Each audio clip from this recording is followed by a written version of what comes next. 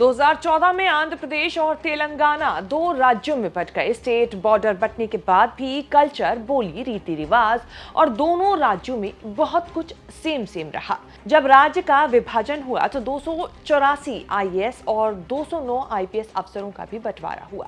कुछ तेलंगाना भेजे गए तो कुछ आंध्र प्रदेश में रहे। कुछ आईएएस और आईपीएस ऐसे भी थे जिनका कैडर तो आंध्र प्रदेश था लेकिन ड्यूटी तेलंगाना में करते रहे। अब ऐसे अफसरों को छांटकर केंद्र सरकार के गृह मंत्रालय और डीओपीटी ने वापस आंध्र प्रदेश भेजने का ऑर्डर निकाला तो विवाद खड़ा हो गया। सीएम रेवंत रेड्डी की मोहब्बत में तेलंगाना के अफसर इतने घुल मिल गए कि वापस आंध्र प्रदेश ज्वाइन करने के लिए तैयार नहीं। ये सब तब हो रहा है जब आंध्र प्रदेश में चंद्रबाबू नायडू की सरकार बनी है। ये साफ नहीं है कि चंद्रबाबू नायडू ने अफसरों को आंध्र के लिए मांगा या केंद्र सरकार ने रूटीन प्रोसेस में ये कदम उठाकर विवाद को न्योता दिया। जो अफसर तेलंगाना कैडर के लिए अड़े थे उन्हें कैट और तेलंगाना हाईकोर्ट से झटका लगा था। सरकार ने न केवल अफसरों को ट्रांसफर किया बल्कि 24 घंटे में आंध्र में ड्यूटी ज्वाइन करने की भी डेडलाइन दे दी। कैडर चेंज की पहली किश्त में 8 आईएएस को तेलंगाना से आंध्र प्रदेश भेजने का फैसला हुआ। दूसरी किश्त में 3 आईपीएस के नाम आए।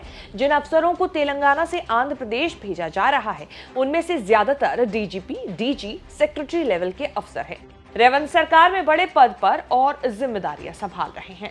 ज्यादातर अफसर 10 साल से लगे थे कि तेलंगाना से आंध्र प्रदेश नहीं जाना। 5 आईएएस और 5 आईपीएस ने केंद्र सरकार से कहा भी कि आंध्र जाना नहीं चाहते, लेकिन केंद्र सरकार ने एक नहीं सुनी।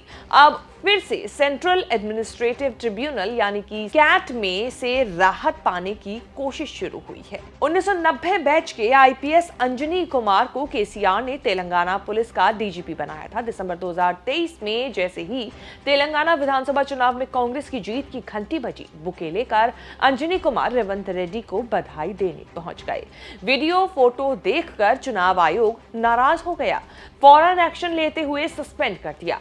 कांग्रेस की सरकार बनी तो रेवंत रेड्डी की सिफारिश और अंजनी कुमार के माफीनामे पर सस्पेंशन खत्म हुआ। अंजनी कुमार दोबारा डीजीपी तो नहीं बने लेकिन रोड सेफ्टी अथॉरिटी के चेयरमैन बन गए।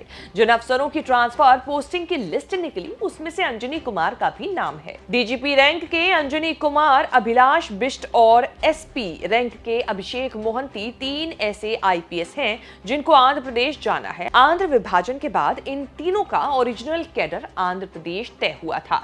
तीनों ने तेलंगाना में पोस्टिंग के लिए सेंट्रल एडमिनिस्ट्रेटिव ट्रिब्यूनल यानी कि कैट से स्टे ऑर्डर हासिल किया था। अभिषेक मोहंती 2011 बैच के आईपीएस हैं। फिलहाल करीमनगर पुलिस कमिश्नर हैं। करीमनगर में एमएलसी चुनाव के कारण रेवंत रेड्डी सरकार ने फिलहाल रिलीज नहीं किया है। अंजनी कुमार और अभिलाषा बिष्ट को रिलीव कर दिया गया है। IAS Amrapali Kata, D Ronald Rose, V Varuna और एम प्रशांति भी तेलंगाना से हिलने को तैयार नहीं। कैट से ऑर्डर लेकर 10 साल से आंध्र से दूर तेलंगाना में पोस्टेड रहे। ये बात कभी बहुत साफ नहीं हुई कि तेलंगाना से अफसरों का इतना प्रेम क्या रहा। क्या चंद्रबाबू नायडू और जगनमोहन रेड्डी के कारण अफसर आंध्र लौटना नहीं चाहते थे या केसीआर रेवंत रेड्डी से कुछ ज्यादा ही प्रेम रहा है।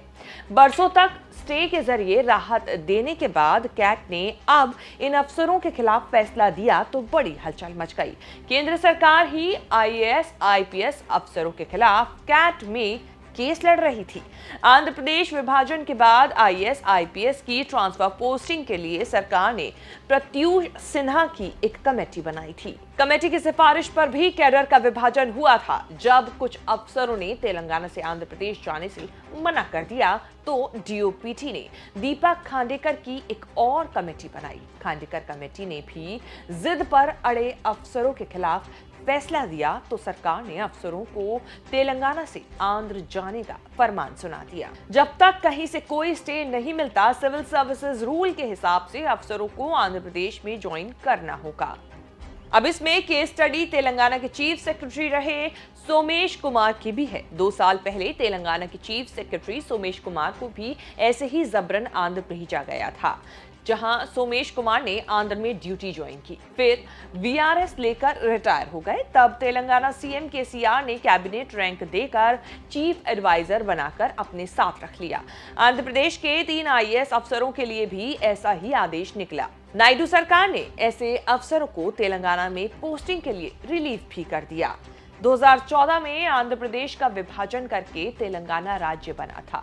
राज्य विभाजन के लिए 3 महीने के लिए राष्ट्रपति शासन भी लगाया गया था। विभाजन से पहले कांग्रेस के किरण रेड्डी सीएम होते थे।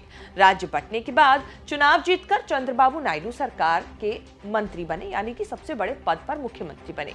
राज्य बांटने का फैसला यूपीए सरकार ने लिया था। तब मनमोहन सिंह देश के प्रधानमंत्री होते थे। इस बात को 11 साल हो रहे हैं। तेलंगाना और आंध्र प्रदेश के बीच आज बहुत सारे ऐसे मुद्दे पेंडिंग हैं जिनका फैसला नहीं हुआ है। चंद्रबाबू सीएम बने तब उन्होंने पहल करके रेवंत रेड्डी से मीटिंग की थी ताकि राज्यों के हितों में पेंडिंग मुद्दों का निपटारा हो सके। शेष भारत न्यूज तक का एक ऐसा शो है जिसमें ऐसे राज्यों की स्टोरीज दिखाते हैं हम आपको जिनकी मूल भाषा या बोली हिंदी नहीं है।